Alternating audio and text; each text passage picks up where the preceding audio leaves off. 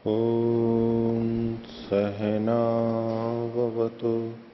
सहनौ भुनक्तु सह वीर्यं करवावहै तेजस्विनावधीतमस्तु मा विद्विषावहै। ओम शांति शांति शांति।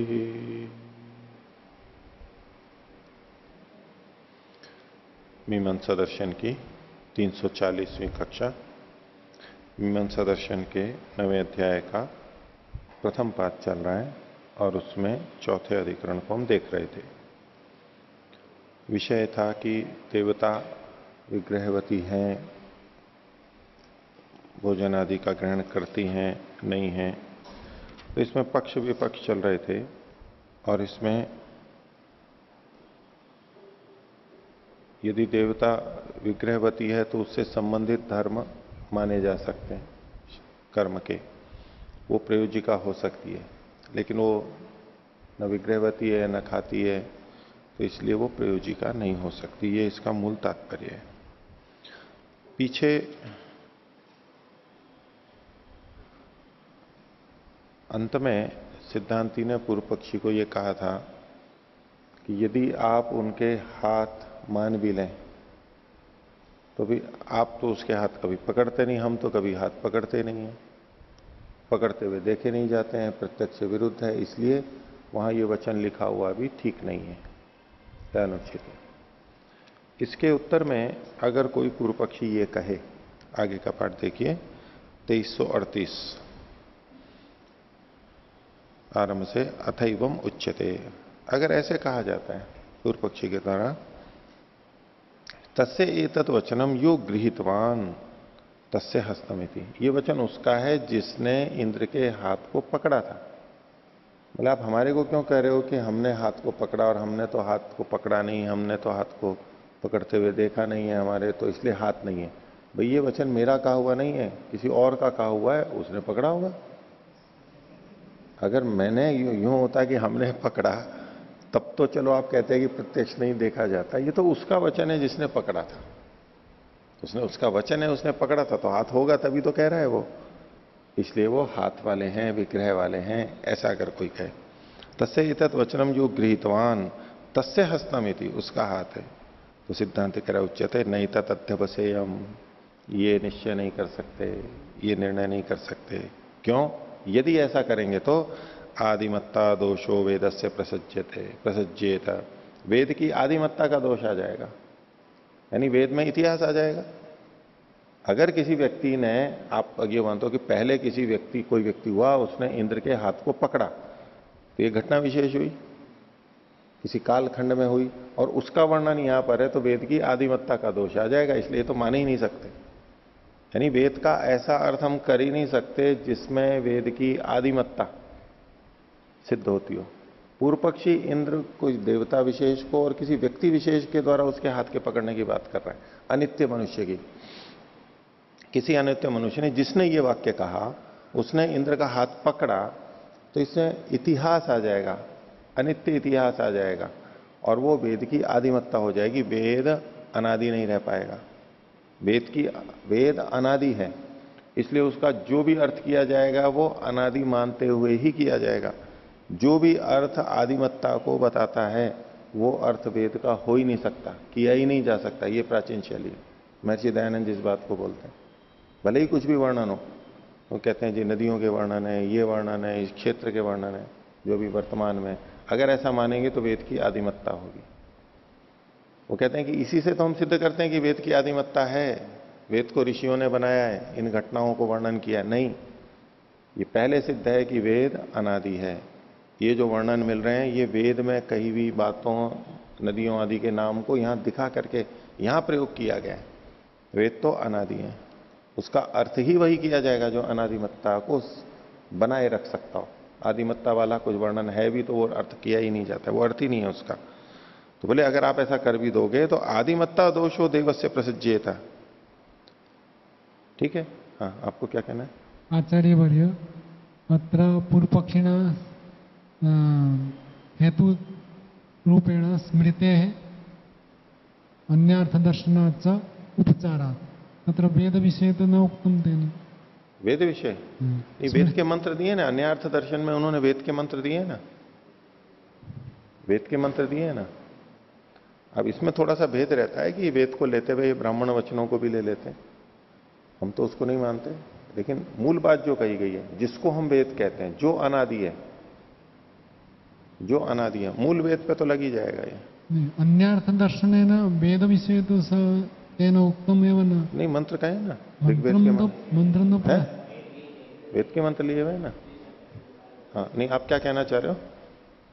अन्यार्थ दर्शनम तत्र केवल हेतु रूपेण तेन प्रदत्तम। हाँ, पूर्व पक्षिणा। हाँ, तत्र वेद मंत्रापि भवितुमर्हन्ति अन्यापि भवितुमर्हन्ति। लेकिन उसने जो प्रस्तुत किए हैं, और ये जो हाथ पकड़ने की बात चल रही है इंद्र की, ये जिस संदर्भ में कहा जा रहा है कि उसमें ये कह रहा है कि हम नहीं पकड़ रहे हैं इंद्र का हाथ, क्योंकि खंडित हो गया, आप तो पकड़ ही नहीं रहे हो, मान भी लोगे तो पकड़ के तो दिखाओ इंद्र का हाथ, व्यवहार में ही नहीं आ रहा है। भगवान तत्रापि तो ऐसी स्थिति में ये कहा जा रहा है, आप उसी संदर्भ में देखेंगे तो ये बात घटेगी। भगवान तत्रापि ऐसा दोष न वर्तते, यतो ही वेद मंत्रे भवति वेदाहमेतम पुरुषम महांतम। हाँ। महांतम पुरुषम अहम एतम। हाँ। तत्रापि बाधा न भवति, अनित्यता तत्र न भवति। वेद से नित्यत्व नहीं, ये किसने कहा? योगी ना। ये किसने, किसी कौन सा योगी? कोई व्यक्ति विशेष योगी हुआ था, उसने ऐसा कहा? जो लोग ऐसा अर्थ करते हैं इस वेद मंत्र का अनित्य मानते हुए, वो वेद में आदिमत्ता डाल रहे हैं, वो गलत अर्थ करते हैं। इसका अर्थ क्या है? जो भी योगी हुआ है, जो योगी होगा, वो कह सकता है वेद अहम एतम पुरुषम महांतम। ऐसा दोष कब आएगा? जब कहें कि एक कोई व्यक्ति कह रहा है, ये अहम जो कहने वाला है ये कोई मनुष्य है, किसी कालखंड में जो हुआ था, वो ये कह रहा है कि मैं ईश्वर को जानता हूं, वेदाहम एतम पुरुषम महांतम। अगर इस तरह से अर्थ किया जाएगा तो आदिमत्ता का दोष अवश्य आएगा, वेद की अपौरुषेयता, नित्यता खंडित होती है। लेकिन जब हम ये अर्थ करेंगे, जो नित्य इतिहास डाला जा सकता है, कि जो ऐसे लोग बोलते हैं मतलब ऐसा कोई व्यक्ति विशेष हुआ है वो नहीं, ऐसा बोला जा सकता है, ये अर्थ है।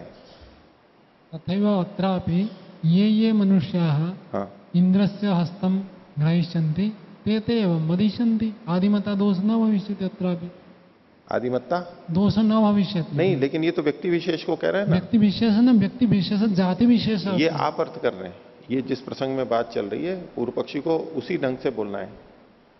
हम अपना मंतव्य नहीं दे रहे हैं, हम ये समझ रहे हैं कि पूर्व पक्षी क्या कह रहा है। यह गृहीत, और अगर वहां पर आप देखिए, बोले उसको आप मानेंगे वेदामेतम पुरुषम महांतम, कैसा है वो? आदित्य वर्णम, इस सूर्य के समान चमकीला है वो परमात्मा। अब यहां फिर वो गलत अर्थ आएगा, यहां भी वही बात है। यहां आप क्या सूर्य के समान चमकीला रंग जो चक्षुग्राह्य है, ऐसा परमात्मा में मानेंगे? लिखितम नास्ति एवं आदित्य वर्ण लिखा है ना, जो स्थूल रूप से देखते हैं वो यही कहेंगे। सामान्य व्यक्ति की बात छोड़िए, जो महावश्य पढ़े हुए हैं, गुरुकुल के पढ़े हुए हैं, आर्य समाज के सन्यासी हैं, उनकी पुस्तकें हैं कि परमात्मा इस रंग वाला है, इस रंग वाला है, साक्षात वेद में लिखा है। ये सामान्य बात नहीं है, ये छपी हुई पुस्तक है, यहां भी वितरित हुई थी, वो आए थे, बोले थे उन्होंने, तो पुस्तक लिखी हुई है। आज भी हैं वो सन्यासी, प्रसिद्ध सन्यासी हैं, साधक हैं, गुरुकुल के स्नातक हैं, आर्ष पद्धति से पढ़े हुए स्नातक हैं, उनकी बात है ये। उपनिषद के प्रमाण देके वेद मंत्र का, ये भी आदित्य वर्णम तमसा परस्तात् का है, छोटी मोटी समस्या नहीं है ये। इतने लोग और विद्वान कितने भी हैं, विग्रहवती देवता मानते ही है ना, परमात्मा को भी साकार निराकार मानते हैं। साकारता का विषय, साकार निराकार का विषय कोई सामान्य थोड़ना है, कितना व्यापक है, कब से चल रहा है। तो मीमांसा ये मानता है, मीमांसा दर्शन ये मानता है कि ये स्थूल रूप से देख करके ऐसा कथन है, यहां ऐसा हम नहीं ले सकते, परस्पर विरुद्ध हो जाएगा। इसलिए इसको किसी घटना विशेष में नहीं जोड़ना चाहिए, वेदाहमेतम को भी नहीं जोड़ना चाहिए। नित्य इतिहास वेद में माना जा सकता है, अनित्य इतिहास वेद में नहीं माना जा सकता। व्यक्ति विशेष का कथन लेकर के काल खंड में स्थान विशेष पे हुए व्यक्ति के द्वारा ये कहा गया है, ऐसा अर्थ किसी वेद मंत्र का नहीं हो सकता। इसको छोड़कर के जो हम सामान्य करते हैं कि मनुष्य कह रहा है, कोई एक ईश्वर को साक्षात्कार करने वाला कह रहा है, उसने जिसने किया वो कहेगा करेगा, वो नित्य अनादिकाल से ये चल रहा है, अनादिकाल तक चलेगा, ये अर्थ लिया जा सकता है। लेकिन उसका मतलब यहां पूर्व पक्षी कह रहा है कुछ किसी विशेष ने, क्योंकि जब उसने कहा कि हमने नहीं पकड़ा, हम नहीं पकड़ रहे हैं, जब ये खंडन हुआ तो बोले नहीं उसने पकड़ा था, जिसने पकड़ा था उसका कथन है। अब जब ये कथन किया जा रहा है तो वो जिसने हाथ पकड़ा वो किसी काल विशेष में और स्थान विशेष के पर स्थित व्यक्ति है, जिसकी तरफ ये संकेत कर रहा है, उसको लेकर ये गया है कि कथन है कि अगर ऐसा मानोगे तो वेद की आदिमत्ता का दोष प्रसक्त हो जाएगा, इसलिए ऐसा मान नहीं सकते। अब बोलो। आचार्य वर्य यथा अहम शब्द वर्तते वेदाहम एतम, तो अहम शब्द एक वचनम अस्ति परंतु हम वयम जातिवाचकम वदामः, तत्रापि यह गृहीतवान तस्य हस्तम, यह गृहीतवान, यह इति एक वचनम परंतु जातिवाची भविष्यति, ये गृहीतवन्तः ते सर्वे। देखिए, आपको जो कहना है वो आप उसी को ही विचारते रहेंगे, उसी को बोलेंगे तो कोई समाधान नहीं होगा। एक वचन है, बहुवचन है, जातिवाची है, कुछ भी है, जो भी है। पूर्व पक्षी इस बात को कब कह रहा है, उस पृष्ठभूमि को देखिए। ये जना गृहीतवंत, आप फिर वही पंक्ति को बोल रहे हो, यही मैं कह रहा हूं। ऐसे आप कभी अर्थ तक नहीं पहुंच पाएंगे। अपनी बात को छोड़ के मेरी बात को सुनिए, मैं क्या कह रहा हूं। वाक्य का अर्थ पिछले प्रसंग के अनुसार देखा जाता है, कि मीमांसा का सार है। व्याकरण इसीलिए वहां निष्फल हो जाएगा कि आप पंक्ति को लेकर के अर्थ करेंगे, कभी तत्व तक नहीं पहुंच पाएंगे, क्योंकि भाषा भी एक वाक्य में बोली नहीं जाती है। पिछला प्रसंग, परिस्थिति, उसके अनुसार ये वाक्य वहां क्या अर्थ को दे रहा है वो लिया जाता है। इसलिए कक्षा के प्रारंभ में भी जो मैंने कहा कि पूर्व पक्षी पे क्या आक्षेप दिया था सिद्धांति ने, बोले हाथ पकड़ते हैं आप, ये बोलते हैं तो आपको तो हाथ पकड़ते देखा नहीं, हम तो कभी हाथ पकड़ते नहीं है। ये किस तरह की भाषा में बात बोली जा रही है? किसी स्थान विशेष, काल विशेष में बोली जा रही है। उसका निषेध करते हुए जब कोई ये कह रहा है कि नहीं हम तो नहीं, लेकिन जिसने पकड़ा वो ये बोल रहा है, तो अब ये वचन कहां लगेगा? पूर्व पक्षी का ये कथन कि हमने नहीं, लेकिन जिसने पकड़ा था वो बोल रहा है इस बात को। हमने भले ही नहीं पकड़ा है, उसने तो पकड़ा है, वही तो बोल रहा है। तो अब ये किसी स्थान विशेष और देश विशेष पर हुए व्यक्ति के द्वारा पकड़ा गया, ऐसा पूर्व पक्षी कह रहा है। अब आप उसको हटा करके अगर वाक्य को देखोगे तो वो चर्चा तो अलग है, ये प्रसंग से बाहर की बात है। मम अभिप्राय केवलम, पहले आप मेरा अभिप्राय समझिए, पहले आप मेरा अभिप्राय समझिए। इसलिए जो आप बोल रहे हो वो अर्थ ही नहीं है यहां पर, उसको आप अलग प्रश्न बना करके बात करना। ये दोष तो यहां पर वेद की आदिमत्ता का आएगा। जिस शैली से ये प्रसंग चल रहा है, पूर्व पक्षी ने जिस शैली से कहा, उसमें वेद की आदिमत्ता का दोष आएगा। पहले ये आपको स्पष्ट हो गया है तो बोलो, फिर अगली बात आपका नया प्रश्न लेंगे। ये समझ में आ गया तो बोलो, इसमें कुछ समझ में नहीं आया तो बोलो। हो गया? अब प्रश्न करो आप, अगला है। अब इसको छोड़ करके प्रश्न है आपका। हाँ, वयम न यथा वयम वदामः कि वेदाहम एतम, परंतु हम वदिष्यामि अहम साक्षात्कारम न कृतवान, परंतु यह कृतवान तस्य विषये हम वदामि। हाँ, तो यह का मतलब क्या ले रहे हैं आप? यह का मतलब क्या ले रहे हैं? पूर्व पक्षी की तरह से किसी स्थान और काल में होने वाले व्यक्ति के लिए कह रहे हैं? हाँ, अवश्यमेव तथैव भविष्यति। कौन सा काल और कौन सा व्यक्ति वो बताओ? पूर्वस्मिन् काल। नहीं, पूर्वस्मिन् तो कोई एक या कोई भी? कोई भी नहीं, वो तो फिर कोई काल निश्चित नहीं है, कोई स्थान निश्चित नहीं है। ये हुआ ना, तो काल और देश को हटा दिया, फिर तो ये तो नित्य इतिहास हो गया। या नित्य इतिहास की बात ही नहीं, प्रवाह से नित्य इतिहास की बात है। तस्य विषये एव वदति। अब फिर कहना कि इसी विषय में ये कह रहे हैं, ये नहीं कह रहा है ऐसा। यही तो मैं आपको समझा रहा हूं। आप जिस तरह से ले रहे हो, वाक्य का अर्थ या शास्त्रों का अर्थ ऐसे कभी नहीं समझा जाएगा, भटकेंगे ही, चूकेंगे ही। नित्य इतिहास नास्ति कथम भवन्तो वदन्ति तद न अवगम्यते। ये प्रसंग से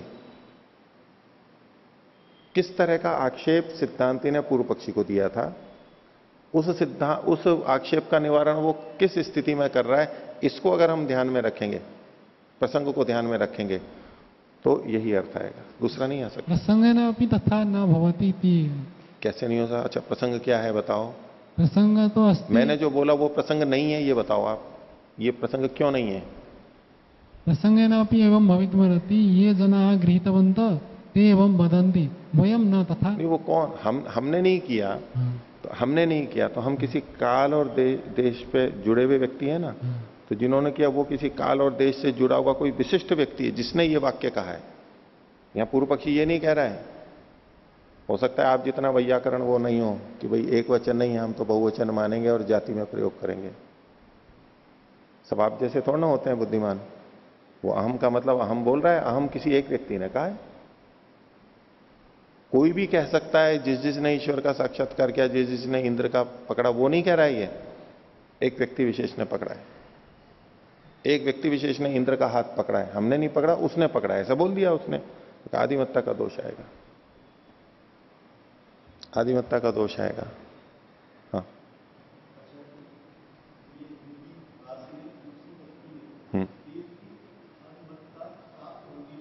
हाँ, भाई प्राप्त होगी मतलब प्रसक्त होगी मतलब दोष होगा।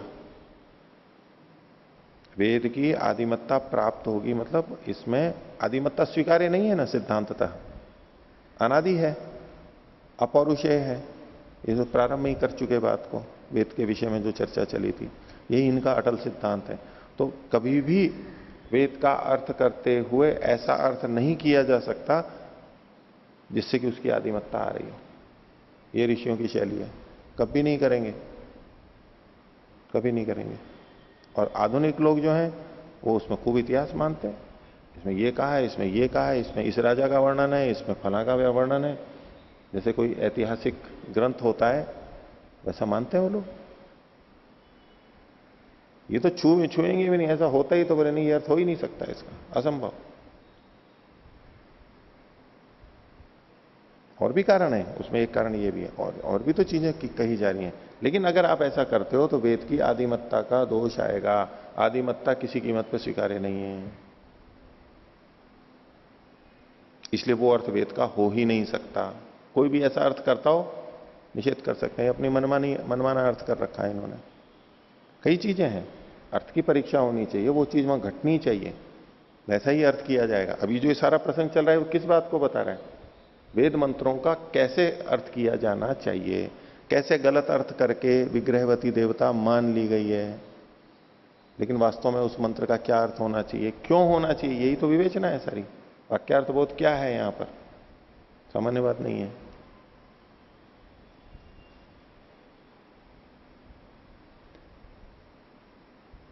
एक प्रसंग जो आता है, मान लो निरुक्त का, कि जैसा अर्थ हो वैसी, जैसा अर्थ की परीक्षा करनी चाहिए।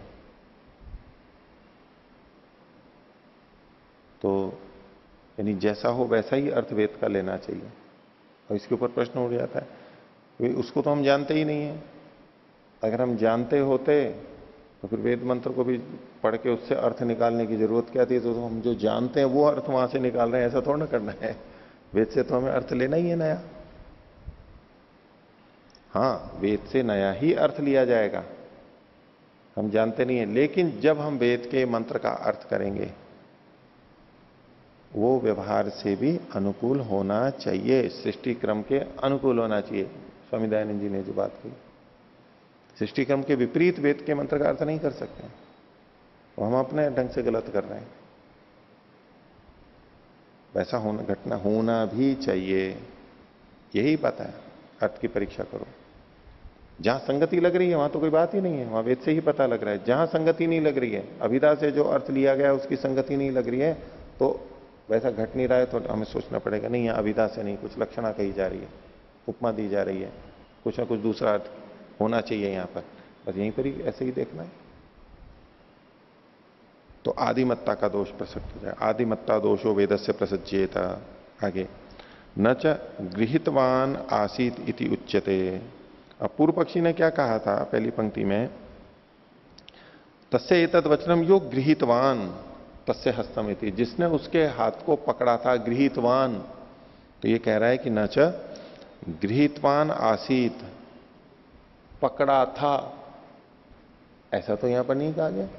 वही वचन में क्या कहा गया था? जगृप माते दक्षिणम इंद्रहस्तम, ये कहा गया था ना। पकड़ा था ऐसा थोड़ा ना कहा है यहां पर। तो बोले आप ऐसा अर्थ ले भी रहे हो तो शब्द तो नहीं कह रहा है। अगर आप अभिधा में ही जाते हो तो अभिधा में भी ये अर्थ तो आ नहीं रहा है।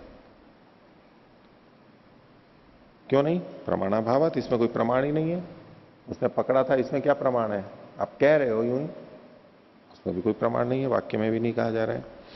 एतस्मादेव वचनात् अर्थात कल्प्यते हस्तगृहीता इति चेत। अगर पूर्व पक्षी कहे, सिद्धांति ने कहा उसने हाथ पकड़ा था, ये कैसे पता आपको? उसका कोई और प्रमाण तो है नहीं। जैसे आज हम नहीं पकड़ पा रहे हैं हाथ, पहले भी नहीं पकड़ा होगा। आप यही अर्थ क्यों कह रहे हो कि उसने हाथ को पकड़ा होगा? तो पूर्व पक्षी कहे कि एतस्मादेव वचनात्, इसी वचन से, ये जो मंत्र है इसी वचन से, अर्थापत्ति से ये कल्पित किया जाएगा कि हाथ को ग्रहण करने वाला था, हस्तगृहीता इति चेत। ऐसा अगर पूर्व पक्षी कहे, वचन से ही पता लग रहा है, और किसी प्रमाण की जरूरत ही नहीं है। तो उसे तो सिद्धांत कह रहा है तन्ना, ये ठीक नहीं है। अयथार्थस्य भी उच्चारणम संभवती एव यतः, क्योंकि अयथार्थ का उच्चारण भी होता है। अयथार्थ का उच्चारण भी मंत्रों में होता है। जो अर्थ वास्तव में नहीं है उसका भी कथन वेदों में होता है। कभी इस वाक्य का उल्टा अर्थ नहीं लेना। इसका तात्पर्य यह है कि अभिधा से जो अर्थ आ रहा है वो वास्तव में है नहीं, लेकिन फिर भी वैसा कथन मिलता है, जैसे साहित्य में भी मिलता है, लक्षणा में जाकर के करते हैं। तो ऐसे अयथार्थ का, पद का जो अपना अर्थ है, वो अर्थ न होते हुए भी उन शब्दों का, वाक्यों का प्रयोग वेद में होता है। उसके लिए कहा अयथार्थस्यापि उच्चारणम संभवती एव यतः। कैसे?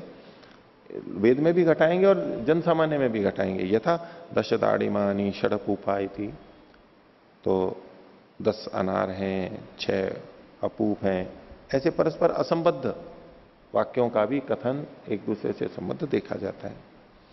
यस्यापि चैषय पक्षो विग्रहवान इंद्र इति, और जिसका भी ये पक्ष है कि इंद्र विग्रहवान है, मूर्तिमान है, इति तस्यापि इंद्र शब्देन आमंत्रणम संबोधनार्थम, वो भी इस मंत्र में इंद्र शब्द से क्या करेगा? इंद्र शब्द संबोधन में है, तो इंद्र तो संबोधन करेगा, उसको संबोधन के लिए ही बोल रहा है। वो भी इंद्र, जो विग्रहवान है वो भी इंद्र शब्द का प्रयोग वहां पर संबोधन के लिए कर रहा है। एक नया हेतु रख रहा है, नया युक्ति रख रहा है कि ये विग्रहवान नहीं है।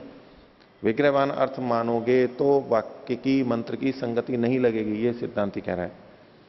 तो बोले यस्यापि चैषा पक्षो विग्रहवान इंद्र इति, जिसका ये मत है कि इंद्र मूर्तिमान है, विग्रह वाला है, तस्यापि उसके मत में भी इंद्र शब्देन आमंत्रणम संबोधनार्थम, इंद्र शब्द से जो आमंत्रण है वो संबोधन के लिए आमंत्रण करते हैं, संबोधन के लिए, संबोधन जो है, और उसकी आमंत्रित संज्ञा भी है, सामंत्रितम, आमंत्रण करते हैं, संबोधन करते हैं। तो बोले संबोधन में तो है ये इंद्र शब्द यहां पर। अब वो किस लिए होता है संबोधन? और संबोधन के बाद क्या होता है? संबोधनम अनुवचनाय। संबोधन किस लिए करते हैं हम? किसी अनुवचन के लिए, बाद में कुछ और कहना होता है। किसी को नाम लेके पुकारें, बोलें, वो करने के बाद में कुछ ना कुछ कथ्य अवश्य होगा, चाहे वाणी से बोलें चाहे हम संकेत से करें, नहीं तो संबोधन का कोई मतलब ही नहीं है। नाम लेकर के यूं कहेंगे ना, अनुवचन के लिए। संबोधन हमेशा अनुवचन के लिए होता है, ये नियम है, नहीं तो संबोधन का मतलब ही नहीं है। तो संबोधनम अनुवचनाय, तो तत्र इसमें संबुद्ध इति अवगते अनुवचनम न्याय्यम। तो यहां पर ये जो संबुद्ध है, जो संबुद्ध हो चुका है, जिसके लिए संबोधन किया हमने, उसका नाम लिया, हे इंद्र, तो अब संबुद्ध हो गया है। हमने संबोधन किया, संबोधन क्या होता है? अभिमुखीकरण होता है। उसको हम अपनी तरफ आकर्षित करते हैं, अभिमुख करते हैं, अपनी ओर मोड़ते हैं कि वो हमारे को सुने, हमारा उसका ध्यान हमारी तरफ आए, ध्यान आकर्षित करने के लिए संबोधन होता है। तो हमने इंद्र बोल के संबोधन किया तो वो क्या हो गया? हमारी तरफ आकर्षित हो गया, हमारी तरफ अभिमुख हो गया, तो वो संबुद्ध हो गया है। हमने संबोधन किया, वो संबुद्ध हो गया है। तो जो संबुद्ध हो गया है, तत्र संबुद्ध इति अवगते, जब हमें ये पता लग जाता है कि वो संबुद्ध हो गया है, तब अनुवचनम न्याय्यम, तब अनुवचन कहना उचित होता है। पहली बात तो क्या कही कि यहां संबोधन है, इंद्र शब्द, विग्रह वाला भी संबोधन ही मानेगा, और संबोधन अनुवचन के लिए होता है। और अनुवचन कब करते हैं? हमारे संबोधन करने के बाद में जब हमें यह पता लग जाता है कि ये संबुद्ध हो गया है, तब हम अनुवचन करते हैं। हमने तो नाम बोला और वो संबुद्ध नहीं हुआ, हमें पता नहीं लगा कि ये संबुद्ध हो गया है नहीं हो गया, तो हम आगे का वाक्य बोलेंगे क्या? नहीं, हम अगली बार फिर नाम पुकारेंगे उसका।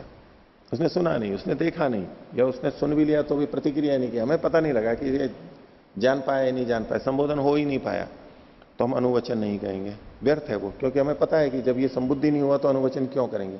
तो संबोधन के बाद में जब वो संबुद्ध हो जाता है, तब अनुवचन न्याय्य है, उचित है, संगत है, बुद्धि संगत है, बुद्धिमान व्यक्ति ऐसे ही करेगा। तो तत्र संबुद्ध इति अवगते, ये जान लेने पर अनुवचनम न्याय्यम। आगे न चासो के नचित प्रकार न संबुद्ध इति अवगम्यते। बोले इंद्र संबुद्ध हो गया, ये किस भी प्रकार से पता ही नहीं लगता है। आप विग्रहवान मान के संबोधन कर भी रहे हो, तो आपको पता लगता है कि परमात्मा कि वो इंद्र संबुद्ध हो चुका है, कि आप उसके बाद में अनुवचन बोलना शुरू कर देते हो। अगर आपको पता ही नहीं लग रहा है कि वो संबुद्ध हुआ है और आप अनुवचन बोलते जा रहे हो, तो ये तो न्याय्य नहीं है। अनवगते संबोधनम व्यर्थम।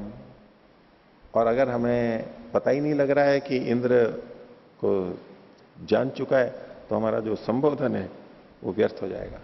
इसलिए विग्रहवान देवता मान करके भी जब आप संबोधन कर रहे हो, तो वो अनुवचन व्यर्थ है। हाँ, आचार्यवर्य देवता सर्वदा जागरूका भवन्ति। जागरूका भवन्ति। उच्चारण मात्रेण एव संबुद्धन। तत्र प्रमाणम दातव्यम। देवता ये अजागरूका भवन्ति ते सामान्य मनुष्या भवन्ति। यो जागार असंपत्त प्रलापम इदम यो जागर, यद जागर इति शब्दम श्रुत्वा कुत्रापि कदापि अस्य प्रयोगम विनियोगम वा कर्तुम शक्नुमा वयम। यो जागर तम ऋचः कामयन्ते, कहाँ का प्रसंग जागर है, जागर है। ये लोगों ने विनियोग यही तो किया, शनि शब्द देखा तो इसके लिए कर दिया। कहीं भी विनियोग कर दो, शब्द दिखना चाहिए। वेद मंत्रेण, वेद मंत्र बोल रहे हैं, बहुत प्रामाणिक बात बोल रहे हैं आप। ऐसे नहीं बातें होती हैं। तो भवता पक्ष मैंने पूछा था कि देवता जाग रहे हैं, आपने ये कहा कि देवता तो सदा जागते रहते हैं। मैंने कहा प्रमाण दो, आपने अपने ही वचन को दे दिया। तो आपका वचन तो प्रमाण है नहीं, आप तो प्रमाण है नहीं, आपको प्रमाण दूसरा देना चाहिए था। न वो प्रमाण आप लेकर के जो आए वो हमारी समझ से तो असंबद्ध है। तो उस विषय में कोई प्रमाण होगा तो बात करेंगे। भवंता पक्ष की मस्ती देवता अजागरूका भी भवन, ये वितंडा है। मैंने आपसे पहले पूछा, आपको उसका उत्तर पहले देना चाहिए। आप पहले ही स्वीकार करो। ये तो आप शुरू में ही पूछते हैं ना, चर्चा करने से पहले पूछते मेरा मत ये है, आपका मत क्या है। वो चर्चा फिर उस तरह से होती। आपने तो अपनी बात रखी, आपसे मैंने पूछा तो आपने उत्तर नहीं दिया। अधुना पृच्छामि भवता पक्ष किम अस्ति देवता अजागरूका भी भवन्ति।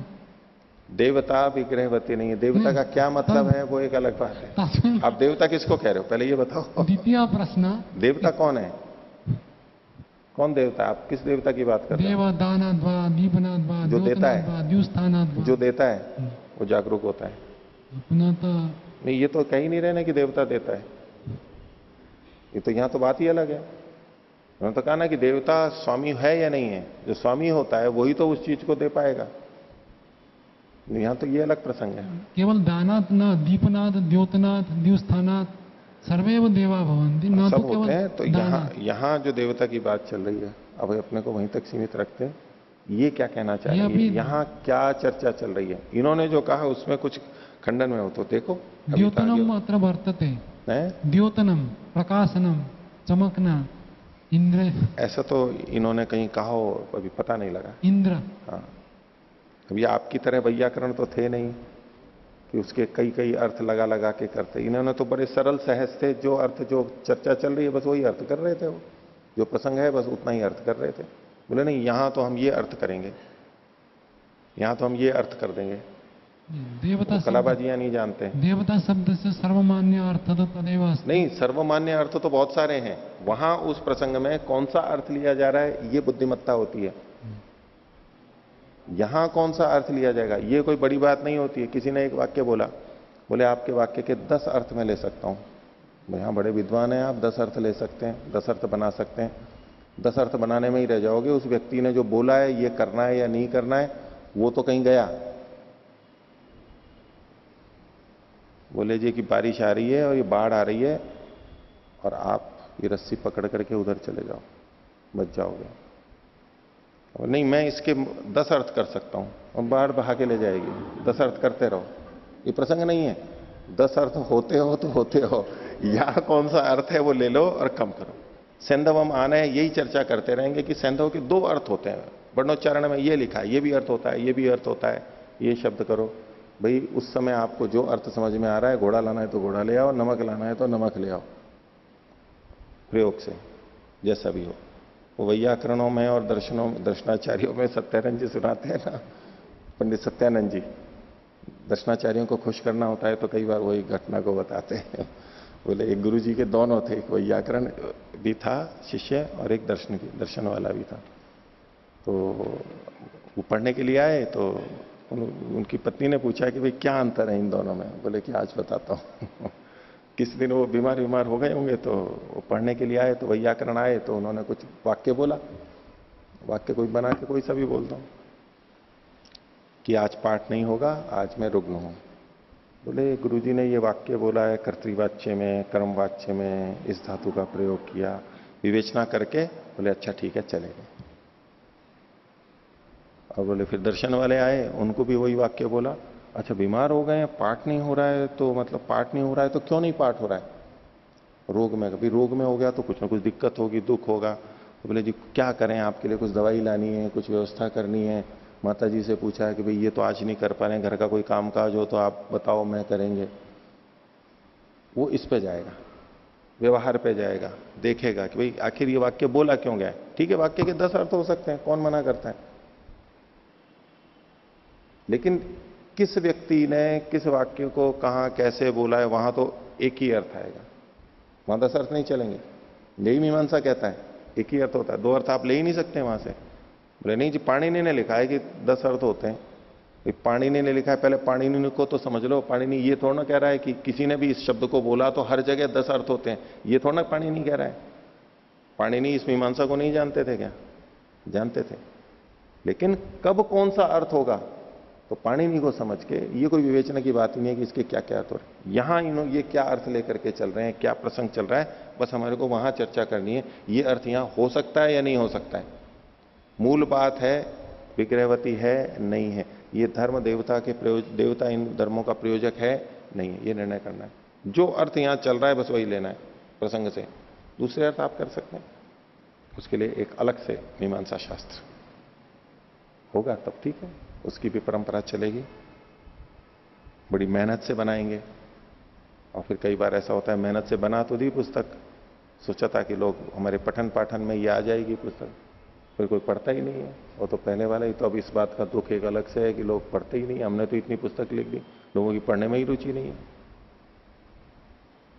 वो भी बात हो जाती है। चलो फिर भी बना लेना। आगे देखिए, तो क्या संबोधन हमेशा अनुवचन के लिए होता है, ये अटल सत्य है।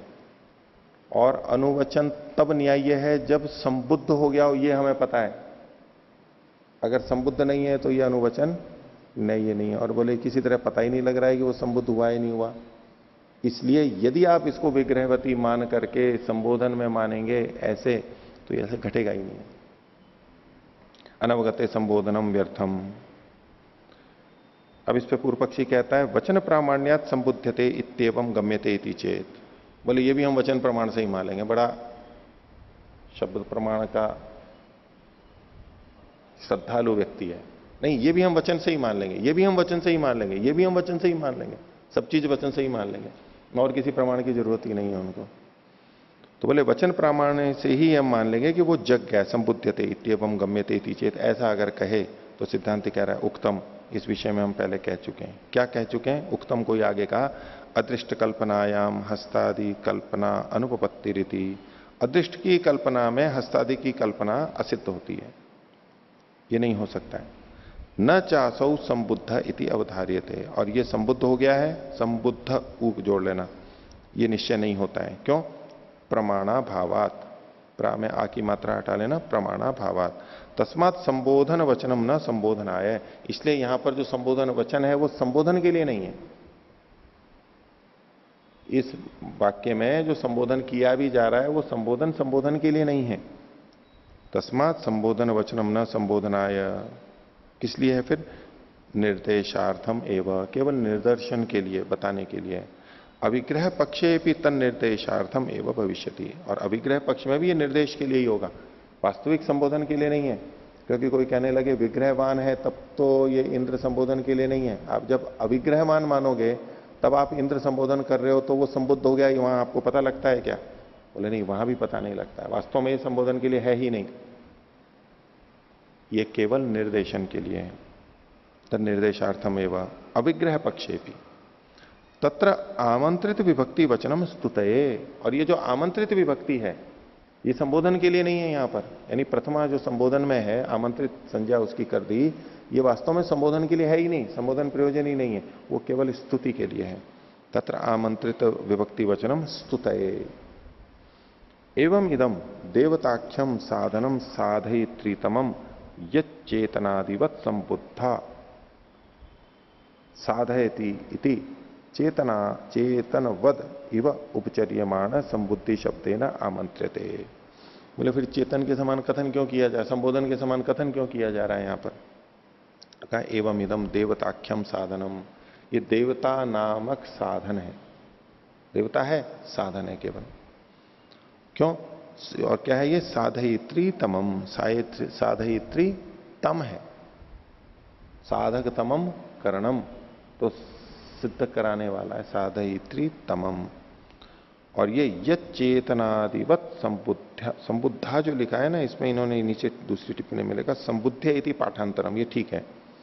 तो यच्चेतनादिवत संबुद्ध साधयति, जो चेतन आदि के समान संबुद्ध होकर के साधयति सिद्ध करता है। चेतनादिवत उपचर्यमाण, चूंकि ये चेतनादि के समान उपचर्यमाण है, चेतन आदि के समान इसके साथ व्यवहार किया जाता है, इसलिए संबुद्धि शब्द है ना आमंत्रित है, इसलिए संबुद्धि शब्द से यानी संबोधन वाली प्रथमा विभक्ति से ये आमंत्रित किया जाता है, इसका कथन किया जाता है। तथा संबोधन शब्दे न निर्दिश्यते निर्दिश्य उच्यते, और संबोधन शब्द से निर्दिष्ट करके उसको केवल उल्लेखित किया जा रहा है, और फिर ये कहा जा रहा है क्या? गृहीतवंतो वयम तव हस्तम, हम तुम्हारे हाथ को पकड़ चुके हैं। गृहीतवंतो वयम तव हस्तम, इसका क्या मतलब है? त्वदाश्रया वयम इत्यर्थः, त्वद आश्रया, इसको संशोधित कर लीजिए, वयम इत्यर्थ, हम आपके आश्रय वाले हैं, ये मतलब है। हमने आपका हाथ पकड़ लिया मतलब हम आपके आश्रय वाले हैं। सामान्य भाषा में भी हम बोलते हैं ये अब तो आपका हाथ पकड़ करके चलेंगे हम, उसमें ये नहीं कि वास्तव में हाथ पकड़ करके चलेंगे। ठीक है, बच्चे चलते हैं हाथ पकड़ करके, हम बच्चों का हाथ पकड़ लेते हैं, लेकिन उसका मतलब यह है कि हम आपके आश्रय से चलेंगे, जैसा आप कहेंगे वैसा चलेंगे, बस आपका हाथ पकड़ के चलेंगे, जहां आप ले चलोगे वहीं चलेंगे, उस अर्थ में यहां पर कहा गया है।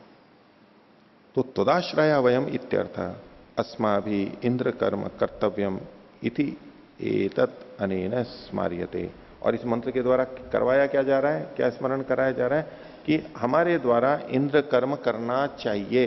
इंद्र को संबोधित करके उस मंत्र का प्रयोग करके इंद्र से संबंधित कुछ कार्य करना चाहिए, ये केवल स्मरण कराया जा रहा है हमारे को। वास्तव में कोई संबोधन नहीं दिया जा रहा है इंद्र को, बस उसका उल्लेख करते हुए निदर्शन करते हुए कहा जा रहा है कि हमें इससे संबंधित ये कर्म करना चाहिए।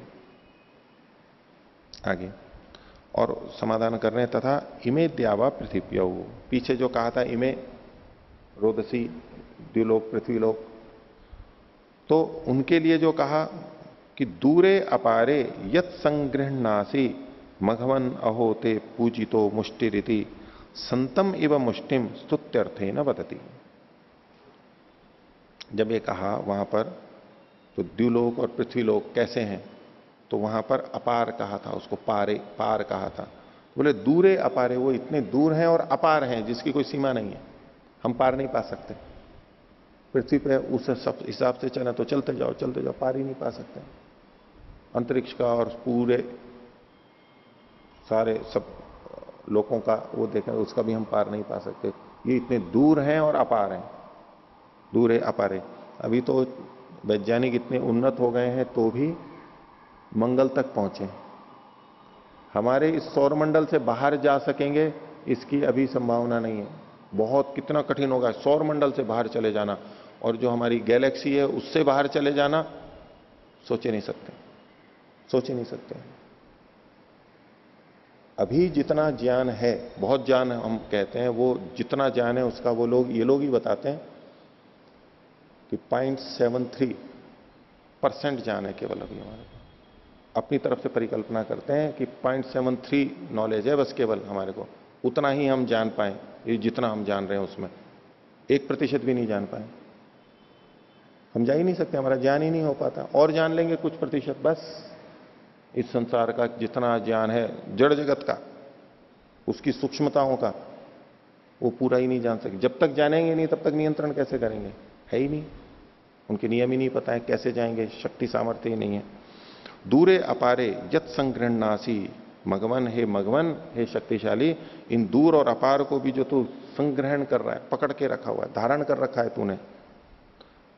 अहोते पूजितो मुष्टि, तेरी जो ये मुष्टि है वो बड़ी पूजित है, बड़ी प्रशंसनीय है। यानी जो तेरा सामर्थ्य है, जो तूने इसको धारण कर रखा है। जैसे मुट्ठी से हम किसी चीज को धारण कर लेते हैं, हम कहें कि ये तो अब बस मेरी मुट्ठी में आ गया। क्या मतलब है मुट्ठी में आ गया? लोकोक्ति में मेरे नियंत्रण में आ गया है, ये तो काम मेरी मुट्ठी का काम है, ये चुटकी का काम मेरी मुट्ठी में है, ये आदमी मेरी मुट्ठी में है, इससे जो करवाना होगा मैं करवा लूंगा। और मुट्ठी का मतलब नियंत्रण में है वहां पर। ये सब उपमाएं साहित्य में दी जाती हैं।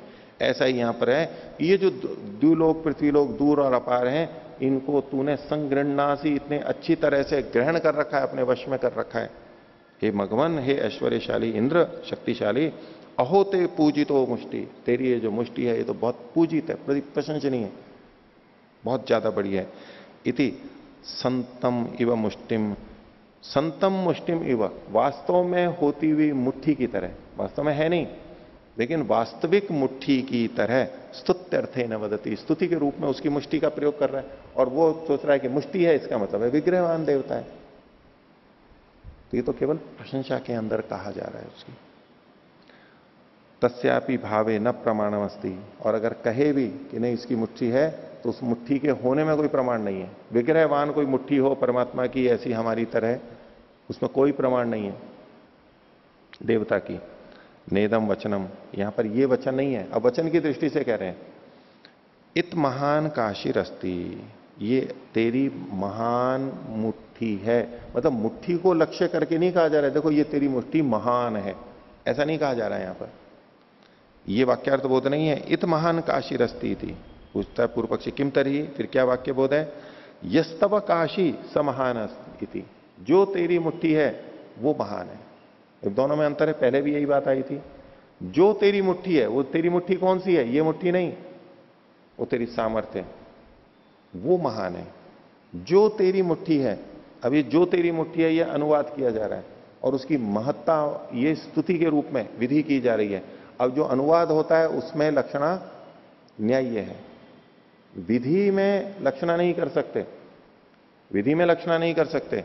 पूर्व पक्षी इस वचन को विधि रूप में ले रहा है कि नहीं मुष्टि का कथन है इसलिए मतलब देवता की भी मुट्ठी होती है। नहीं, देवता की मुट्ठी नहीं है, यह कहा जा रहा है यह तव काशी स महान थी, वो महान है। तो महत्ता को कहा जा रहा है। उद्देश्य और विधेय, अनुवाद और विधि, ये बड़ा मीमांसा का मुख्य विषय रहता ही है, उसके आधार पर यह निर्णय कर रहे हैं या वास्तव में कथ्य क्या है, विधि क्या है यहां पर। तो यस तव काशी स महानिति, अन्यथार्थ तव काशीरस्ती थी, तव काशीरस्ती, इसको विपरीत अल्पविराम में ले लीजिए कि ये जो अंश है तव काशीरस्ती इति अन्यार्थ है, इसका भिन्न अर्थ है।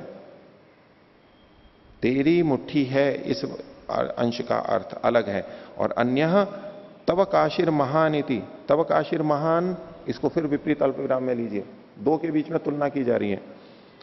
तेरी मुट्ठी है और तेरी मुट्ठी महान है, इन दोनों के अर्थ अलग अलग हैं, समान अर्थ नहीं है। तो अन्यार्थस्तव काशिरस्ति इति और अन्यार्थस्तव काशिर महानिति, इस अंश को नीचे अर्थ में नहीं ले दिया है हिंदी में। आगे देखिए, अब पूर्व पक्षी कह रहा है सता ही स्तुति रूपपद्यते इति चेत, अगर पूर्व पक्षी कहे कि कोई चीज हो तभी तो उसकी स्तुति होगी, मुट्ठी की प्रशंसा की जा रही है तो मुट्ठी तो होगी ही, बिना हुए प्रशंसा थोड़ा ना होती है, कुछ है नहीं और प्रशंसा थोड़ा ना होती है। वो अपनी युक्ति रख रहा है। अगर ऐसा कहा जाए तो सिद्धांति कह रहा है नहीं तत् नियोग तो यस्यापि पौरुष विधि कई ही, ये जो गई है इसकी जगह कई कर लीजिए, पौरुष विधि कई ही अंग कई ही, यहाँ अंग नैर लिखा है, अंगई ये कीजिए, पौरुष विधि कैर अंगैर नास्ति संयोग।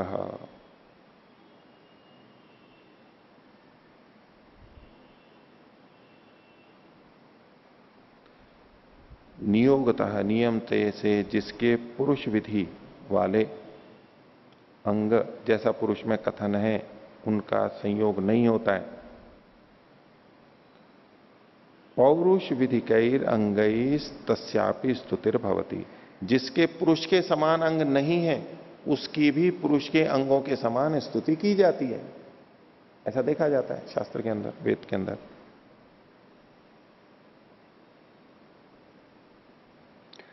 जिसका पुरुष के समान अंगों से संयोग नहीं है, नियमता अवश्य ही, यानी पुरुष के जैसे अंग होते हैं, विग्रहवान पुरुषों के जैसे अंग होते हैं, ऐसे अंग जिसके नहीं हैं उसकी भी पुरुष विधि कई रंगईस तस्यापि, उसकी भी स्तुति ऐसी होती है जैसे कि पुरुष के अंग होते हैं वैसे अंग मानते हुए उसकी स्तुति होती है, ऐसा देखा जाता है।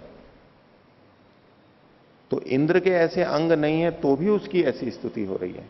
अब उसके लिए कुछ प्रमाण दे रहे हैं, यथा उदाहरण दे रहे हैं, एते वदंती शतवत सहस्रवत अभिक्रंदंती हरिते भी रास भी। एते वदंती, ये पत्थर बोल रहे हैं, सोम का रस निकालते समय पत्थर से जब कूटते हैं सोम को तब के वर्णन है। एते वदंती ग्रावाण, ग्रावाण यहां पर करता है, ग्रावा ऐसे बोलते हैं, कैसे, शतवत सहस्रवत अभिक्रंदंती, 100 के समान सहस्र के समान बोल रहे हैं, जैसे कि एक साथ 100 बोल रहे हो ऐसे सहस्र बोल रहे हैं, बहुत जोर जोर से आवाज आ रही है, जैसे 100 मेंढक टर्रा रहे हो, 1000 मेंढक टर कर रहे हो, ऐसे 100 के समान 1000 के समान बोल रहे हैं, यानी अनेकों के समान बोल रहे हैं। 100 और 1000 ये सब अनेक के अर्थवाची हैं। अभिक्रंदंती, और कैसे, हरिते भी रास भी, हरे मुख से बोल रहे हैं। अब वो कूट रहे हैं, कूटने से उसका हरा रंग इस पे लग रहा है पत्थर पे और आवाज आ रही है, तो यूं कह रहे हैं जैसे कि हरे मुख से, मुंह जैसे हरा हो जाए ना, जैसे दूध पीने पे मुंह सफेद हो जाता है, या कच्चा मांस खाने पे शेर का और कुत्ते का मुंह लाल हो जाता है, तो लाल मुंह से जैसे बोल रहा हो कोई, ऐसे बोले ये हरे मुख से बोल रहे हैं। अब हरा रंग तो है लेकिन मुख तो है नहीं उस पत्थर का। तो जिनके पुरुष के समान अंग नहीं है उनका भी पुरुष के अंग के समान वर्णन मिलता है शास्त्रों में। आगे, विष्टवी ग्रावण सुकृत सुकृत्या हो तो चित पूर्वे हविरत्यमाशता। सुकृत ग्रावण, अच्छे कर्म करने वाले जो पत्थर हैं, अच्छी तरह कूट पा रहे हैं जो, सुकृत्या विष्टवी, अच्छे कर्मों वाली प्रविष्टि को, विष्टवी को के कारण से ये होतुश्चित पूर्वे हविर अद्यम आशता, अद्य आज ये होता से भी पहले हवि को खा रहे हैं। सबसे पहले हवि को कौन खाए, होता खाता है, लेकिन आज ऐसा हो रहा है कि ये होता से भी पहले हवि को खा रहे हैं, क्योंकि जब वो कूट रहा है सोम का रस उसके मुख से लग रहा है और वो खा रहे हैं उसको, ऐसी कथन किया जा रहा है, जबकि मुख भी नहीं है और खाते भी नहीं है, लेकिन फिर भी कथन किया जा रहा है। तो विष्टु ग्रावण सुकृत सुकृत्या हो तो चित पूर्वे, होता से भी पहले हविर अद्यम आशता, हविर अद्यम आशता, अद्यम मतलब आज नहीं है, खाने योग्य हवि को, अद्य मतलब खाने योग्य को है, आज नहीं है। नीचे अर्थ देखिए उसमें भी संशोधन कर लीजिए, ये जो नीचे से दूसरी पंक्ति है उसमें से भी आज हवि भक्षण करो, आज मतलब यहां पूर्व है अद्य खाद्य, आज का मतलब अद्यम खाद्यम, खाद्य हवि का भक्षण करो। इसमें पीछे का क्या है, सुकर्म करने वाले पाषाण अपने सुकृत से होता, होता मतलब अग्नि अथवा मनुष्य होता, अग्नि भी होता है और या तो मनुष्य वाला जो ऋत्विक है वो होता, उससे भी पूर्व, पूर्व शब्द का अध्याय कीजिए, मतलब उसको जोड़ लीजिए, यहां पर पूर्व शब्द जो संस्कृत में है इसके कारण से, होता से भी पूर्व अद्य हवि का यानी खाद्य हवि का भक्षण करो, आशतः खाद्य हवि को खाओ आप, ये कथन हुआ। तथा आगे कहते हैं सुखम रथम युयुजे सिंधुर अश्विनम इति। तो सुखम रथम, सुख पूर्वक जो है उसको जोड़ता है, सुखकारी रथ को जोड़ता है, जोड़ा। सुखम रथम युयुजे, सुख पूर्वक चलने वाले रथ को जोड़ा। किसने? सिंधु, सिंधु ने। ये करता है यहां पर, सिंधु यानी नदी, नदी ने जोड़ा। अश्विनम, उसमें अश्वों से युक्त किया। अश्विनम युयुजे, सुखकारी रथ को घोड़ों से युक्त किया। किसने? सिंधु नदी ने। अब सिंधु नदी तो नदी है, यानी नदी जब अर्थ लेंगे उसमें तो मनुष्य पुरुषविद अंग है ही नहीं, लेकिन फिर भी वहां पर यह कथन किया गया है। तस्मात् न स्तुति वचनात् अर्थापत्तिर भवति पुरुष विधित्वे देवताया। देवता के पुरुष के समान होने के में अर्थापत्ति यहां पर नहीं ली जा सकती। पूर्व पक्षी ये कह रहा है ना, यहां वचन है, इसी से पता लग रहा है। सीधे सीधे ये नहीं कहा गया। अर्थापत्ति क्यों कह रहे हैं? क्योंकि वहां सीधे सीधे ये नहीं कहा गया है कि देवता के ये अंग होते हैं। वहां तो प्रसंगवशात अंग का नाम आ गया है, इसलिए अर्थापत्ति से वहां पर लेते हैं कि पुरुष के ये, देवता के ये पुरुष के समान अंग हैं। तो बोले यहां पर अर्थापत्ति नहीं निकाल सकते, इसको व्यभिचरित कर दिया कि दोनों तरह से हो सकता है। आप कैसे कह सकते हो कि ये अंग वाले हैं? बिना अंग के भी इस तरह के कथन शास्त्रों में मिलते हैं। आगे तथा तुविग्रीव इंद्र, ग्रीव ई की मात्रा, इंद्र इति नैतत् युक्तम भवति, नैतत् युक्तम भवति ग्रीवावान इंद्र इति। तुविग्रीवा इंद्र, ये भी पीछे आया था 2331वें पृष्ठ पर। तो लंबी ग्रीवा वाला, तो उसमें कह रहे हैं बोले इससे ये नहीं युक्त हो जाता है कि इंद्र गर्दन वाला है, क्योंकि पूर्व पक्षी ने यही अर्थ लिया था कि तुविग्रीवा कहा गया तो इंद्र लंबी गर्दन वाला है, ये इससे पता लगता है। बोले देखो साक्षात लिखा हुआ है इसमें, भाई इसकी विधि नहीं की जा रही है। इंद्र लंबी गर्दन वाला ये कथन यहां पर नहीं है, ये तो निर्देश किया जा रहा है। कैसा है इंद्र? तुविग्रीवा। हम उससे ये ले लेते हैं कि नहीं, जब तुविग्रीवा कहा जा रहा है तो इसकी विधि की जा रही है। देखो साक्षात वेद मंत्र कह रहा है। आप कई जनों को देखेंगे, कई लेख, वो कहें कि जी ये बात कैसे सिद्ध हो रही है? बोले वेद से सिद्ध हो रही है, और प्रमाण को दे देंगे। और ये पता ही नहीं लग रहा उस वेद मंत्र से कैसे सिद्ध हो रही है।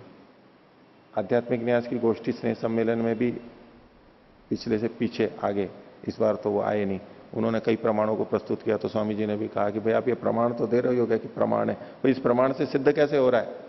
ये बात सिद्ध कैसे हो रही है, निकल कैसे हो रही है? वो यूं ही ले लेते हैं, नहीं इससे ये सिद्ध हो गया। अरे भाई ऐसे कैसे सिद्ध हो गया? वो तो खैर बहुत कम था, लेकिन इसमें तो तुविग्रीवा इंद्र से व्यक्ति हम सीधे सीधे निकाल लेंगे ना अर्थापत्ति से कि इंद्र लंबी गर्दन वाला होता है। नहीं, ये यहां नहीं कहा जा रहा है, क्योंकि ये अनुवाद है, विधि नहीं है। इसका तात्पर्य कुछ और है। अगर इसकी विधि की गई होती तो हम कह सकते थे कि इंद्र लंबी गर्दन वाला है, या विशेषण के रूप में आया, अनुवाद के रूप में आया, यहां लक्षण संभव है। इसलिए इससे यह नहीं सिद्ध हो जाता कि देवता इंद्र विग्रह वाला है। तो तथा तुविग्रीवा इंद्र इति नैतद युक्तम भवति ग्रीवावान इंद्र इति किम तरही, तो बोले फिर उसी तरह अर्थ है, या अस्य ग्रीवा स महति, जो इसकी ग्रीवा है वो महती है। वो ग्रीवा कौन सी है? वो ये गर्दन नहीं आएगी। अब इसकी जो गर्दन है, जो इसकी गर्दन जैसी चीज है वो बहुत है, बड़ी है। या अस्य ग्रीवा स महति ग्रीवा सत्वे नास्ति प्रमाणम, ग्रीवा के सत्व में होने में कोई प्रमाण नहीं है। इस वचन से तो आ नहीं रहा। पूर्व पक्षी यही कहेगा नहीं ये वचन कह रहा है इससे, बोले इस वचन से तो निकल नहीं रहा, ये तो अनुवाद है, विधि नहीं है यहां पर कि इंद्र की गर्दन होती है, ये कोई वचन नहीं है। साक्षात वचन बताओ, यश शब्दाह तदस्माकम प्रमाणम, ये तो अनुवाद है, ये विधि नहीं की जा रही है, इसलिए लंबी ग्रीवा वाला नहीं है।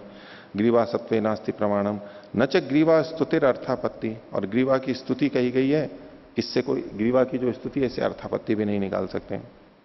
ये अर्थापत्ति प्रमाण नहीं है कि इससे कुछ अर्थापत्ति निकाल सके हम।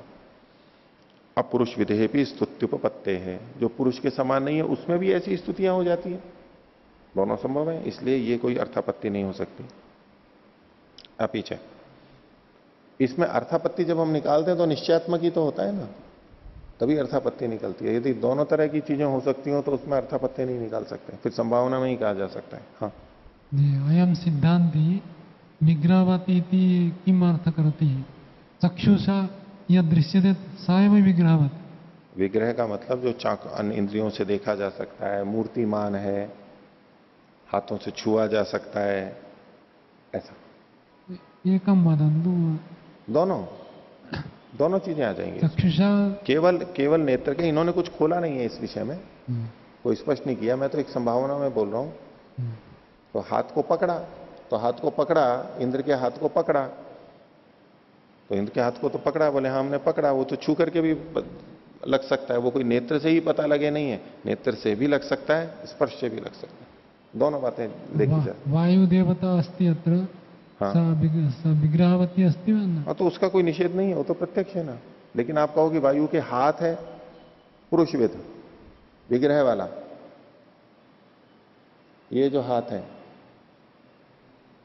वो नहीं, उसके लिए दो गुण साथ में होते हैं। जो रूपवान होता है वो स्पर्श गुण से भी युक्त होता है, वैशेषिक एकार्थ समवायी। तो जहां रूप है वहां स्पर्श भी हो जाएगा, लेकिन उसका यह मतलब नहीं है कि जो स्पर्श वाला है वहां रूप भी होगा, वो एक अलग चीज है। यहां विग्रहवान का मतलब मुख्य रूप से तो देखने के लिए ही है, लेकिन उसमें आप कहें कि जैसे हाथ पकड़ना वगैरह, तो वहां स्पर्श चीजें, वो चीजें भी जुड़ जाती हैं।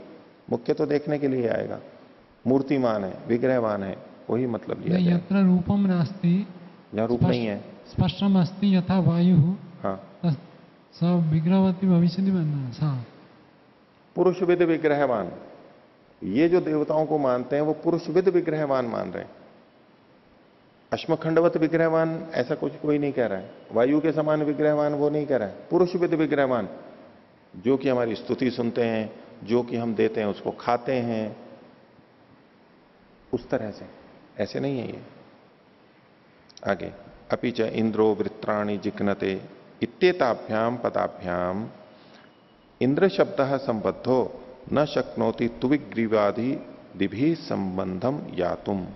ये 2331 पे है ये मंत्र। तो वहां पर अंत में ये टुकड़ा था, इंद्रो वृत्राणि जिघ्नते, इंद्र वृत्तों को मारता है, उसने इंद्र वृत्तों को मारा। तो कहते हैं कि यहां जो इंद्र शब्द है, आप चाहे उस मंत्र को निकाल लीजिए, 2331 प्रथम अनुच्छेद में नीचे से दूसरी पंक्ति है, तुविग्रीवो वपोदर सुबाहु रंधसो मदे इंद्रो वृत्राणि जिघ्नते। अब इंद्रो वृत्राणि जिघ्नते, इसमें अंत में, इसमें इंद्र शब्द एक बार आया है, ठीक है। अब ये सिद्धांति क्या कह रहा है कि ये जो इंद्र शब्द है ये तुविग्रीवा के साथ में नहीं जुड़ सकता। अभी बात को पहले सुनो, पहले कहना क्या चाह रहा है ये। विधि के रूप में, अनुवाद के रूप में तो जुड़ेगा, इंद्र के विशेषण के रूप में जुड़ेगा, क्योंकि ये तुविग्रीव वपोदर सुबाहु अंधसो मदे, कौन? इंद्र, इंद्र के विशेषण है ये। लेकिन जैसे इंद्र शब्द, इंद्रो वृत्राणि जिघ्नते, इंद्र वृत्रों को मारता है, ये विधि वाक्य है यहां पर। और जो पहले के शब्द हैं सारे के सारे, ये विधि वाक्य नहीं है। तो इंद्र शब्द विधि वाक्य के रूप में नहीं जुड़ सकता कि इंद्र तुविग्रीव होता है, ये अर्थ यहां नहीं लिया जा सकता। जिस तरह से विधि वाक्य से इंद्रो वृत्राणि जिघ्नते यहां जुड़ रहा है इंद्र शब्द, यही एक बार आया हुआ इंद्र शब्द तुविग्रीव के साथ जुड़ करके ये विधि नहीं कर सकता, ये बता नहीं सकता कि इंद्र लंबी गर्दन वाला है, ऐसा नहीं यहां पर कर सकते, ये कहना चाहते हैं। देखिए पंक्ति को, अपीच इंद्रो वृत्राणि जिघ्नते, 2340 पे आ गया हूं, इत्येताभ्याम पदाभ्याम, इन पदों से, इन दो पदों से इंद्र शब्द संबद्ध हो, यानी इंद्र शब्द वृत्राणि और जिघ्नते इन दो पदों से जुड़ा हुआ है यहां पर विधि के रूप में। न शक्नोति तुविग्रीवादि भी संबंधम यातुम, तुविग्रीवादि जो दूसरे शब्द हैं पहली पंक्ति में जो कहे गए हैं विशेषण, उनके साथ में संबंध को प्राप्त नहीं होता है। किसमें? विधि के रूप में संबंध को प्राप्त नहीं हो रहा है। यूं तो ठीक है, समानाधिकरण है तो संबंध को प्राप्त हो ही रहा है, वो उसके विशेषण विशेष भाव है, लेकिन इनका वक्ता का तात्पर्य क्या है? हम ये सोच के कि इनको इतना भी नहीं पता है, बोले कोई संबंध ही नहीं है, तो बोले फिर किनसे संबंध है इनका? तुविग्रीवा का, इंद्र से ही तो है। ऐसा करके खंडन नहीं कर सकते इस वाक्य का, विधि की दृष्टि से कथन कर रहे हैं, आगे से भी पता लगता है। द्विरुच्चारणम अस्य प्रसज्यते, यदि आप इंद्र को तुविग्रीवा के साथ भी जोड़ देते हो तो वाक्य भेद हो जाएगा, 2 बार उच्चारण का प्रसंग दोष आ जाएगा। कैसे आएगा? तुविग्रीवावान इंद्रो वेदितव्य। इंद्र जो है वो तुविग्रीवावान जानना चाहिए, ये एक विधि हो जाएगी कि इंद्र का वर्णन किया जा रहा है, इंद्र को ऐसा समझना चाहिए, इंद्र ऐसा है, ये विधि हो जाएगी। और वृत्राणी च इंद्रो हंति, और इंद्र वृत्रों को मारता है, ये भी विधि हो जाएगी। तो 2 विधियां हो जाएंगी, वाक्य भेद हो जाएगा, ऐसा नहीं कर सकते। तो विधि के रूप में इंद्र शब्द तुविग्रीवा से नहीं जुड़ सकता। अब इसको थोड़ा और दें। तथा ही सती विद्येता, अगर ऐसा करेंगे तो वाक्य भेद हो जाएगा। अभिन्नम च वाक्यम उपलभ्यते, और ये वाक्य अभिन्न है, एक ही वाक्य है। तदेवम अवकल्पते, इससे ये अर्थ निकलता है कि यदि तुविग्रीवादयो अस्य नोपदिश्यन्त इति तदेवम अवकल्पते, ये समझ में आता है कि यदि तुविग्रीवा आदि इसके नहीं कहे गए हैं, विधि के रूप में नहीं कहे गए हैं, तो स्तुत्यर्थम संकीर्त्यते तुविग्रीवादि, स्तुति के लिए संकीर्तित किए गए हैं तुविग्रीवादि। तुविग्रीवा आदि उसके लिए विहित नहीं है, संकीर्तित है स्तुति के लिए। अंधसो मदे ईदृशो वृत्राणी हंति हती, अंधसो मदे, ये भी उसी तरह आएगा स्तुति के लिए, यानी ये अनुवाद है और अनुवाद में लक्षणा संभव है। अंधसो मदे ईदृशो, इस प्रकार का वृत्र, इस प्रकार का इंद्र वृत्रों को मारता है। ऐशा तु वचन व्यक्ति, ये यहां पर वचन का अर्थ है, वचन का अभिव्यक्ति अर्थबोध ये है। वृत्र वधोपदेश परम इदम वचनम इति, ये वचन वृत्र के वध के उपदेश परक है, यानी वृत्र के वध का कथन किया जा रहा है। ये विधि है कि इंद्र उनको मारता है, इसी का उपदेश है, बाकी चीजों का उपदेश नहीं है, वो अनुवाद है। यहां तक ये वाक्य हो गया। आगे फिर दूसरा वाक्य लेंगे। इसमें क्या पूछना था स्वामी जी? आचार्य महोदय, तत्र वाक्यैकवाक्यता भवति, वाक्य भेद कथम भवति न ज्ञायते। वाक्य भेद इसलिए होगा कि 2 विधि माननी पड़ेगी। इंद्र शब्द, अगर आपको 2 विधि करनी है, जैसा कि पूर्व पक्षी लेना चाहता है कि इस वाक्य से यह सिद्ध हो रहा है कि इंद्र तुविग्रीवा है, ये बताया जा रहा है, तो सिद्धांत कह रहे हैं ये थोड़ा ना बताया जा रहा है कि इंद्र तुविग्रीवा है, विधि नहीं है, ये तो अनुवाद है। और अनुवाद होते ही वहां पर लक्षणा पे चला जाएगा। पूर्व पक्षी कह रहा है नहीं, इससे पता लगता है कि ऐसे ही मनुष्य के समान लंबी गर्दन वाला है। ये कब अर्थ निकल सकता था? जब ये विधि होती, विधि में लक्षणा संभव नहीं थी, ये अनुवाद है। ये सारी लड़ाई इसी बात पे चल रही है, वो कह रहा है ये अनुवाद है। और अगर आप इसको भी विधि मानते हो तो इंद्र शब्द, एक बार इंद्रो वृत्राणी जिग्नते, वहां ये जुड़ा हुआ है, तो अब इधर आकर के नहीं जुड़ सकता है। एक शब्द का प्रयोग वहीं पर एक ही जगह किया जाएगा। और अगर इधर जोड़ते हो तो 2 बार इंद्र शब्द लाना पड़ेगा, आपको 2 वाक्य करने पड़ेंगे, वाक्य भेद हो जाएगा, दोष हो जाएगा। ये अनुवादेपि अभिधा भवितुमर्हति, अनुवादेपि अभिधा होती है ना, लेकिन अनुवाद में चूंकि अभिधा है नहीं ना, दूसरे हेतु साथ में आ रहे हैं कि वो लंबी गर्दन वाला होता ही नहीं है, अन्य भी तो प्रमाण है, इसलिए इसको अनेकांतिक कर दिया है पूर्व पक्षी को। पूर्व पक्षी कह रहा था कि ये विग्रहवानी अर्थ निकलेगा, वो कह रहे हैं कि इसमें तो लक्षणा हो सकती है। आपका ये आग्रह है कि ये विग्रहवान है, ये इससे तो सिद्ध नहीं होता है। ये विग्रहवान भी हो सकता है, अविग्रहवान भी हो सकता है, दोनों हो सकते हैं। विग्रहवान का आपका पक्ष इससे सिद्ध नहीं होता। ये मंत्र इंद्र के तुविग्रीवा को सिद्ध नहीं करता। हम सामान्यतः क्या करते हैं अर्थ लेते हुए, बोले नहीं साक्षात लिखा है ना इंद्र तुविग्रीवा है। अब उसका उत्तर हम ऐसे ही दे सकते हैं कि भाई तुविग्रीवा की विधि नहीं की जा रही है, विधि करते ही तो वाक्य भेद हो जाएगा, 2 विधियां हो जाएंगी। ये एक ही वाक्य है पूरा, ये केवल अनुवाद है और अनुवाद में लक्षणा संभव है और वही संगत है, इसलिए विग्रहवान नहीं है। ये मीमांसकों की शैली है, बता रहे हैं कि भाई कैसे अर्थ किया जाए। और ऐसे, ये तो एक उदाहरण हो गया, ऐसे ऐसे कितने सारी मंत्र आप देख लीजिए जिस पे लोग आक्षेप करते हैं, उन सबका समाधान ऐसे ही जाएगा। और कुछ उदाहरण दे रहे हैं आगे।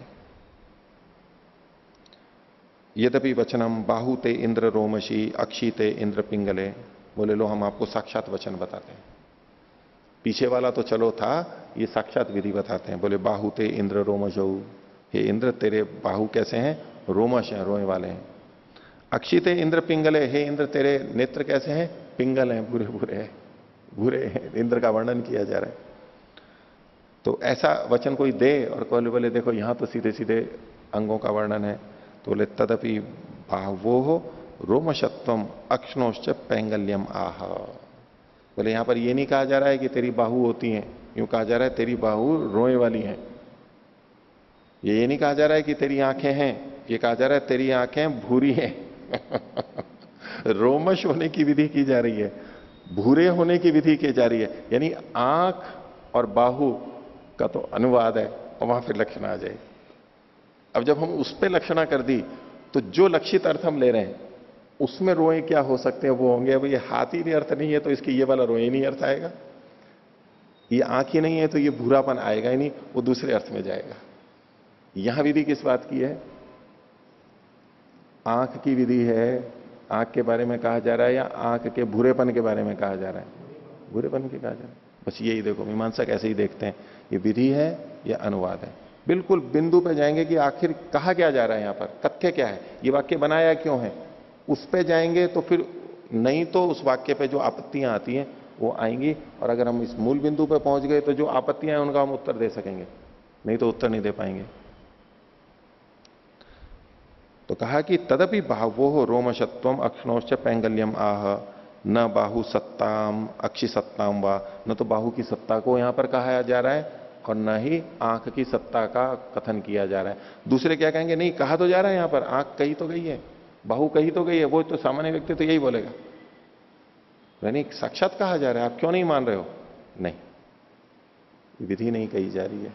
वाक्य को देखो, वाक्य कह क्या रहा है, ये तो लक्षणा में कहा जा रहा है, लक्षणा में जा सकता है। आगे, यद्यपि अक्षि सत्ताम वदती इति गम्यते, और बोले जो ये आंख की सत्ता को कह रहा है ये जो जाना जाता है, कैसे?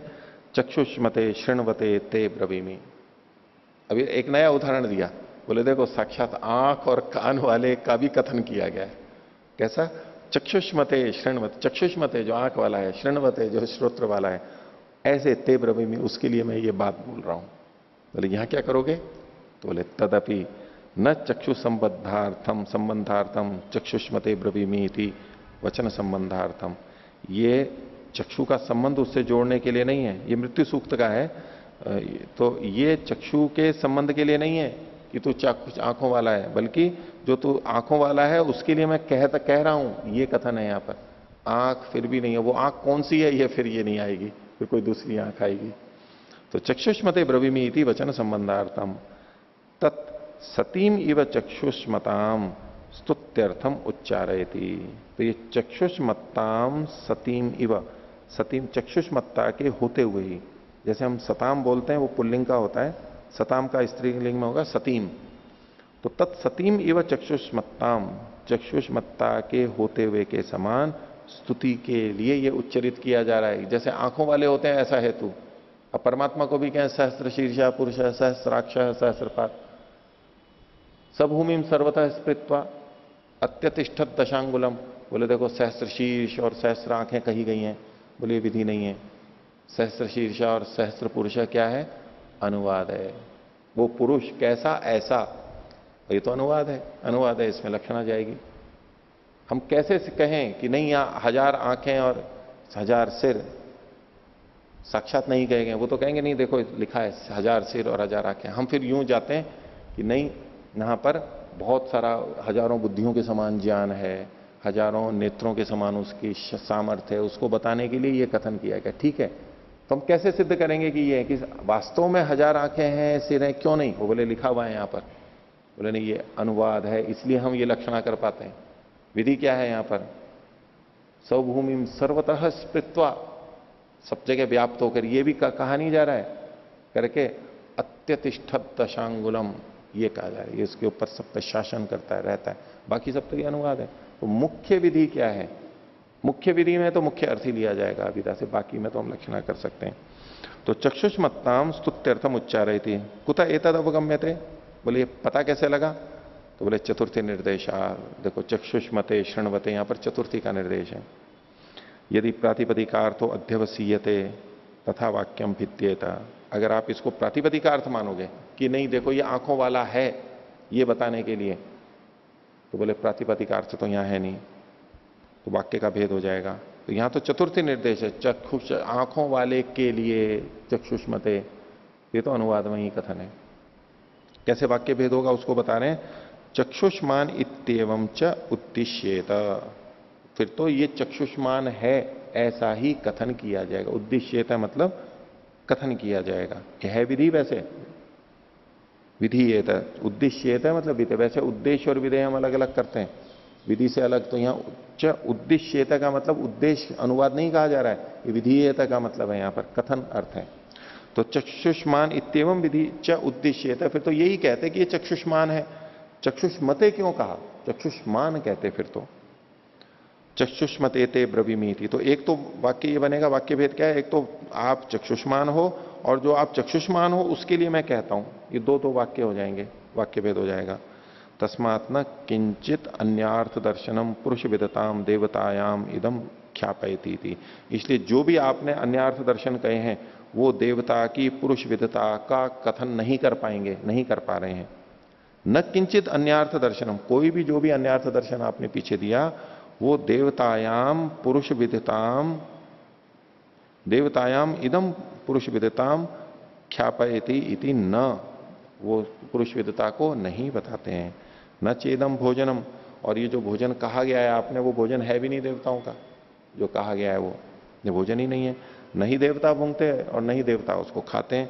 तस्मात् भोजनस्य तदर्थत्वाद इति तत् असत वचनम।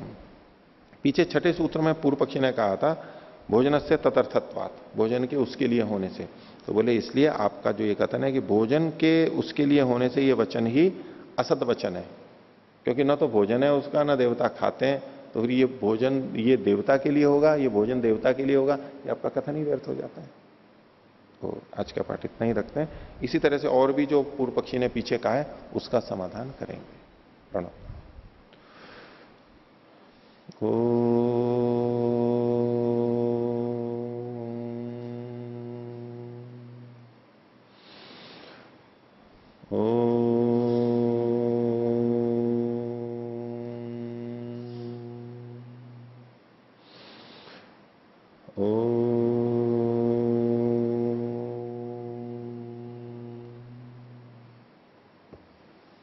सभी को सादर अभिवादन। ओम।